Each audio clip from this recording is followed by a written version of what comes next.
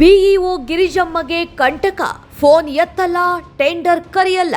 ನಮಸ್ಕಾರ, ಪ್ರಜಾಧ್ವನಿ ಟಿವಿಗೆ ಸ್ವಾಗತ.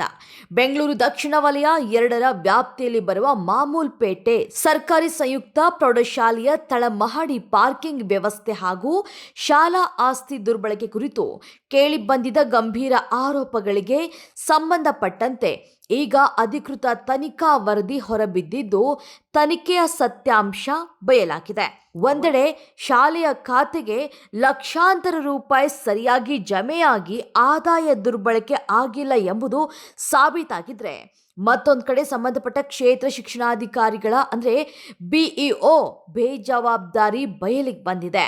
ಪ್ರಸ್ತುತ ಉಪನಿರ್ದೇಶಕರ ಹುದ್ದೆಯ ಬಡ್ತಿ ನಿರೀಕ್ಷೆಯಲ್ಲಿರುವ ಬಿಇಒ ಗಿರಿಜಮ್ಮ ಅವರ ಬಡ್ತಿಯನ್ನ ತಕ್ಷಣವೇ ತಡೆ ಹಿಡಿದು ತನಿಖೆ ನಡೆಸಬೇಕು ಎಂಬ ಆಗ್ರಹ ಕೇಳಿಬಂದಿದೆ. ಈ ಕುರಿತು ಸಂಪೂರ್ಣ ವರದಿ ಇಲ್ಲಿದೆ ನೋಡಿ. ಮಾಮೂಲ್ಪೇಟೆ ಶಾಲೆ ಪಾರ್ಕಿಂಗ್ ತನಿಖೆ, ನಿಜಾಂಶ ಬಯಲು. ಆದಾಯ ದುರ್ಬಳಕೆ ಇಲ್ಲ, 59,05,900 ರೂಪಾಯಿ ಖಾತೆಗೆ ಜಮೆ. ಬಿಇಒ ಗಿರಿಜಮ್ಮನ ಕರ್ತವ್ಯ ಲೋಪ, 2023ರಿಂದ ಹೊಸ ಟೆಂಡರ್ ನಡೆಸಿಲ್ಲ. ಡಿಡಿಪಿಐ ಬಡ್ತಿಗೆ ತಡೆ ನೀಡಿ ಸಾರ್ವಜನಿಕರ ಆಗ್ರಹ. ಸರ್ಕಾರಿ ಆಸ್ತಿ ರಕ್ಷಿಸಿ ಬಿಇಒ ವಿರುದ್ಧ ಕ್ರಮಕ್ಕೆ ಒತ್ತಾಯ. ರಾಜಧಾನಿಯ ಮಾಮೂಲ್ಪೇಟೆಯ ಸರ್ಕಾರಿ ಶಾಲೆಯ ತಳಮಹಡಿಯಲ್ಲಿ ದ್ವಿಚಕ್ರ ವಾಹನಗಳ ಪಾರ್ಕಿಂಗ್ ನಿರ್ವಹಿಸುವುದಕ್ಕೆ ದಿನಾಂಕ 27 ಜನವರಿ 2020ರಂದು ಶಾಲೆಯ ಮುಖ್ಯ ಶಿಕ್ಷಕರು ಹಾಗೂ ಮಹಾರಾಜ್ ಬಿಲ್ಡ್ ಟೆಕ್ ಸಂಸ್ಥೆಯ ನಡುವೆ ಕರಾರು ಒಪ್ಪಂದ ಮಾಡಿಕೊಳ್ಳಾಯಿತು. ಲೋಕೋಪಯೋಗಿ ಇಲಾಖೆ ಪಿಡಬ್ಲ್ಯೂಡಿ ನಿಗದಿಪಡಿಸಿದಂತಹ ದರದಂತೆ ಪ್ರತಿ ತಿಂಗಳು ಹಣವನ್ನು ಶಾಲೆಯ ಖಾತೆ ಅಂದರೆ ಬ್ಯಾಂಕ್ ಖಾತೆಗೆ ನಿಯಮಿತವಾಗಿ ಜಮೆ ಮಾಡಲಾಗಿದೆ.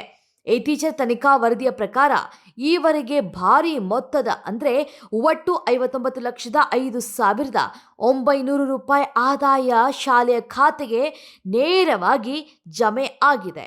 ಇದರಿಂದಾಗಿ ಸರ್ಕಾರಕ್ಕಾಗಲಿ ಅಥವಾ ಶಾಲೆಗಳಿಗಾಗಲಿ ಯಾವುದೇ ಆರ್ಥಿಕ ನಷ್ಟ ಸಂಭವಿಸಿಲ್ಲ ಎಂಬುದು ತನಿಖೆಯಲ್ಲಿ ಸ್ಪಷ್ಟವಾಗಿದೆ.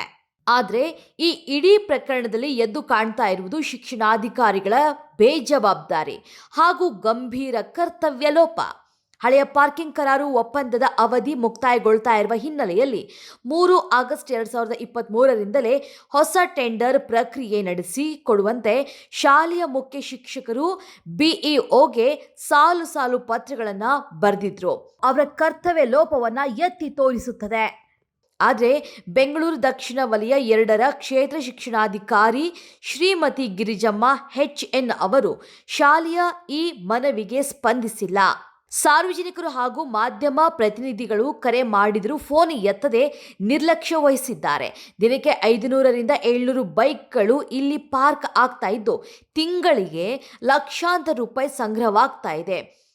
ಹೀಗಿದ್ರೂ ಹೊಸದಾಗಿ ಟೆಂಡರ್ ಕರೆಯದೆ ನೆನೆಗುದಿಗೆ ತಳ್ಳಿರುವಂಥ ಬಿಇಒ ಗಿರಿಜಮ್ಮ ಅವರ ಮೌನದ ಹಿಂದೆ ಯಾರಿದ್ದಾರೆ ಎಂಬ ಪ್ರಶ್ನೆ ಮೂಡಿದೆ. ಶಾಲೆಯ ಆಡಳಿತಾತ್ಮಕ ಪ್ರಕ್ರಿಯೆಯನ್ನ ನೆನೆಗುದಿಗೆ ತಳ್ಳಿ ಕರ್ತವ್ಯ ಲೋಪ ಎಸಗಿರುವ ಕ್ಷೇತ್ರ ಶಿಕ್ಷಣಾಧಿಕಾರಿ ಶ್ರೀಮತಿ ಗಿರಿಜಮ್ಮ HN ಅವರು ಇದೀಗ ಉಪನಿರ್ದೇಶಕರ ಅಂದರೆ ಡಿಡಿಪಿಐ ಹುದ್ದೆಯ ಬಡ್ತಿ ನಿರೀಕ್ಷೆಯಲ್ಲಿದ್ದಾರೆ. ಸರ್ಕಾರ ತಕ್ಷಣವೇ ಅವರ ಬಡ್ತಿಯನ್ನ ತಡೆ ಹಿಡಿದು ಸಮಗ್ರ ತನಿಖೆ ನಡೆಸಿ ಸರ್ಕಾರಿ ಆಸ್ತಿಯನ್ನ ರಕ್ಷಿಸಬೇಕು ಅಂತ ಸಾರ್ವಜನಿಕರು ಹಾಗೂ ಶಿಕ್ಷಣ ಪ್ರೇಮಿಗಳು ಕಳಕಳಿಯ ಮನವಿಯನ್ನ ಮಾಡಿಕೊಂಡಿದ್ದಾರೆ. ಸತ್ಯದ ಪರ ಜನತೆಯ ಧ್ವನಿ. ನೋಡ್ತಾ ಇರಿ ಪ್ರಜಾಧ್ವನಿ ಟಿವಿ.